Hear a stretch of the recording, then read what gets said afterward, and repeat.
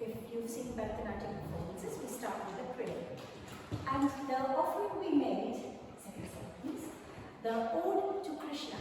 And why Krishna? It is traditionally acceptable to go for Ganesha.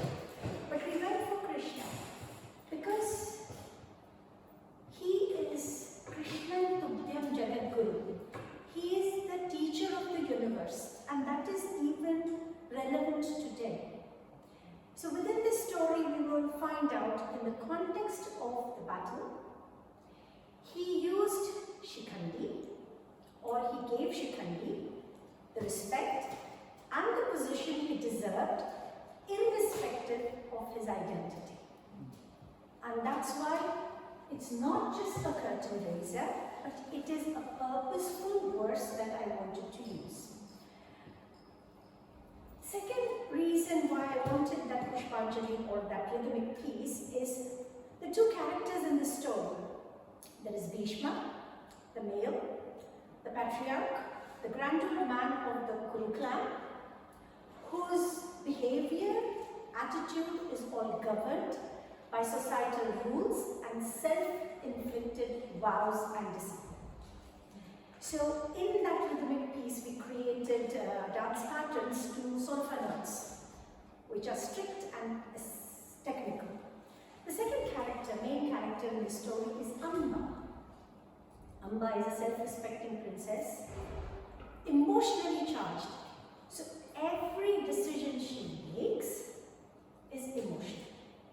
So then we used spira patterns or lyrical patterns to create movement, to kind of introduce these two varied characters in abstract, because we didn't bring the characters there. Can we play the video, please? The next slide has the video. These are young people I trained.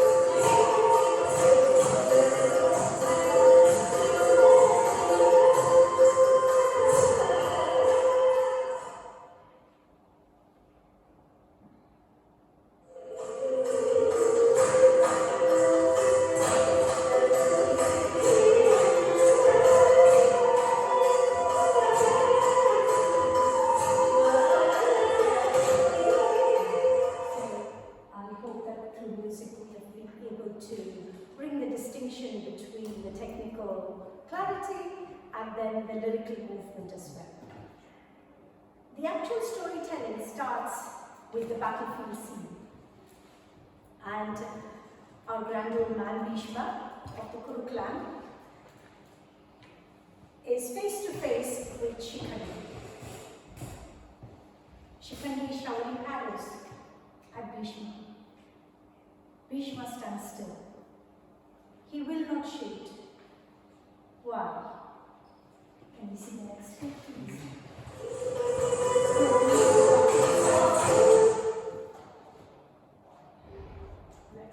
Next slide, and then after the slide, this is just a picture of my dancer Santosh Menon, who played Bhishma. We'll play the video.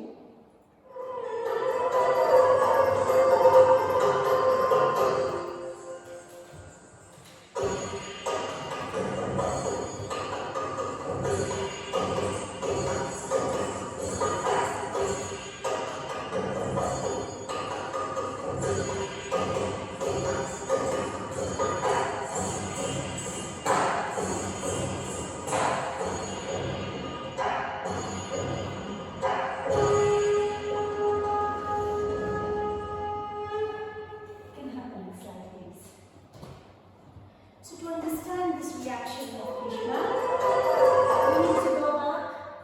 we need to go back, backtrack, rewind a few years. And we tell the story from the start. There were three princesses, Amba, Ambika and Ambalika. It was customary that the princesses from Kashi used to be wed into the Kuru clan. Kuru clan is the clan of our grandeur patriarch Bhishma. It was at the time the most powerful kingdom. But at this particular time, the king of the Kuru clan was Vichitravirya, who was a complete waster. He was not an achiever, he was a womanizer. So the king of Kashi decides that he is not going to wed his daughters to him, he is going to change the plan and arranges a swayamvar. Swayamvar is a gathering where all the kings and the princes are invited and the princesses will choose their own groom. And the king of Kuru clan wasn't even invited. So Bhishma, we have to even think about his background. He has vowed celibacy. But he has also vowed that he is going to look after the kingdom and look after the welfare of the young king. He is enraged. He is insulted. So he goes to Kashi and he fights and confronts all the present kings and he abducts the three princesses with the idea that they will wed his nephew, the then king Vichitravirya. Okay? I'm going to just talk a little bit more about it. Amba, Ambika, Ambalika abducted to Hastinapur, where the Kuru clan is. The two younger ones happily wed the king. Amba doesn't. Because Amba is already given her heart away to somebody else. In love with one man, abducted by another, to be married to a third person, she will not have it. So we just watched a little video for it.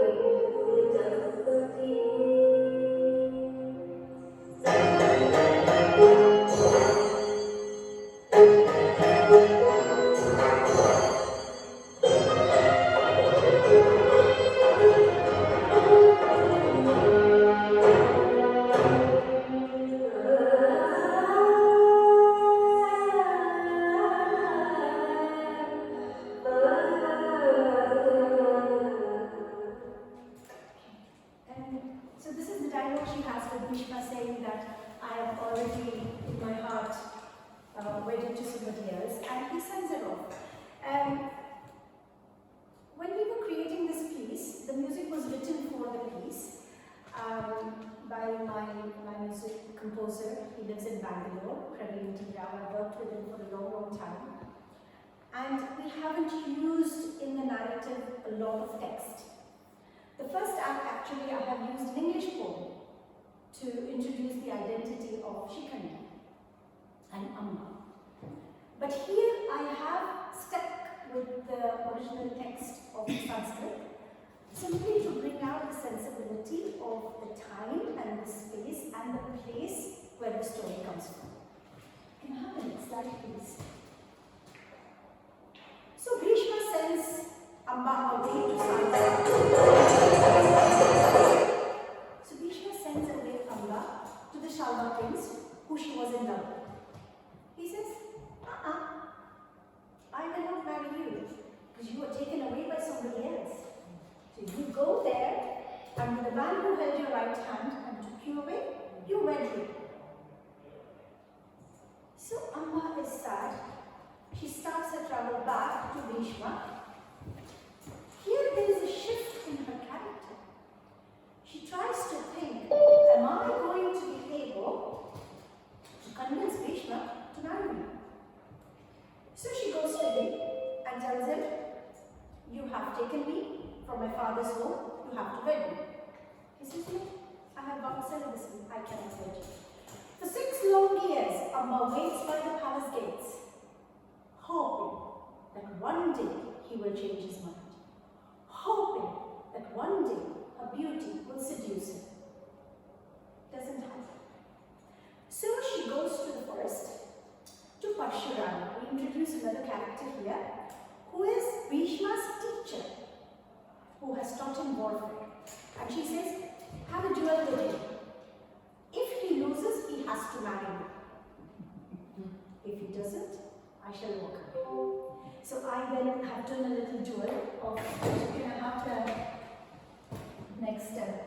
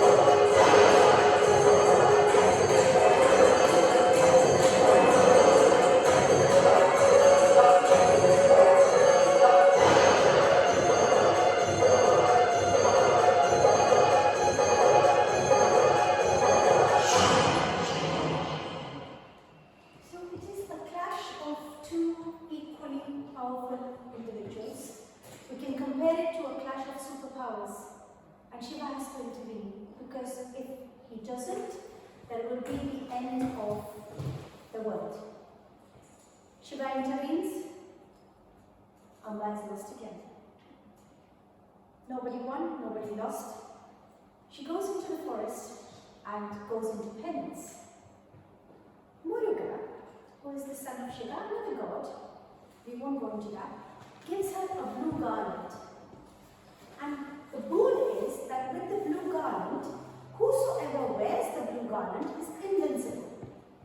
So Amba thinks, wow, I shall go with this blue garland to kings and they will accept the blue garland and fight Bhishma and I shall get my revenge. So she takes the blue garland and she goes from king to king asking, will you fight my battle? Will you fight my battle? Will you fight my battle? And everybody says, we understand. We sympathize. But we will not fight your battle. Because nobody has the guts or the courage to stand Bhishma or the Kuru clan, which were super powerful.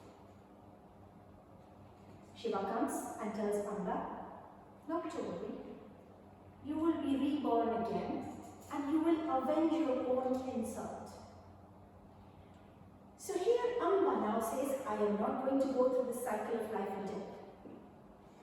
And she decides to commit suicide. Self-immolation of Amba. We don't endorse it. We don't support it, but for the telling of this story, it is important. So she goes into the forest and she cuts down all the trees and she makes a huge fire and she burns it, and in the fire she jumps. And when she jumps in the fire, it is to begin again. To begin again. To begin to end. To begin to start. To begin to finish. So she wants to be reborn and take her, avenge her insult. Now the blue garland that she has thrown lands on King Drupad's palace gates. As fate would have it, Amba is reborn in that king's palace. But she is reborn again. The king never wanted a girl. He wanted a prince. He wanted a boy. He wanted an heir to the throne. He has this baby girl. So, he tells the world, the queen has given birth to a boy. We have a prince. We have an heir to the throne. Born a girl. Born, next slide, please. Born a girl. She's brought up as a boy. No harm, but confused. She is taught warfare. She is taught politics in every way. This person, she can't believe. For the world is a boy. For the world is a boy. She can becomes of age. Able warrior, absolutely fantastic politician. But, good. What does the king do? He arranges his marriage to a princess and gets him married off to a princess. Cannot consummate the marriage. He finds out that, what is this? What has happened? He's almost suicidal. And he goes into the forest asking for manhood for just one day. And the yakshas give him the manhood. When he gets his manhood, he is liberated. He has now the chance to avenge his insult. And on the battlefield, Krishna gives Shikandini the chance to drive the chariot for Arjuna. So Shikandi now he becomes a man and he's driving the chariot with Arjuna at the back. He showers his arrows at Bhishma, one for abducting him, the next one for not marrying him, the third one for the fire, and the fourth one for her to be reborn. He showers arrows at Bhishma and has her revenge. So that is the story of Amba and Shikandi. She. Is it she? Is it he? It is them. Yes? And I think it's very relevant that we tell the story. Last slide, please. We tell the story. Because I think you don't need to not be a woman to be hurt. You don't need to be a tennis ball shuttled from flat to post. You don't need to change into a man to be hurt. This is what I feel. And also I take the message from Krishna. Give everybody the respect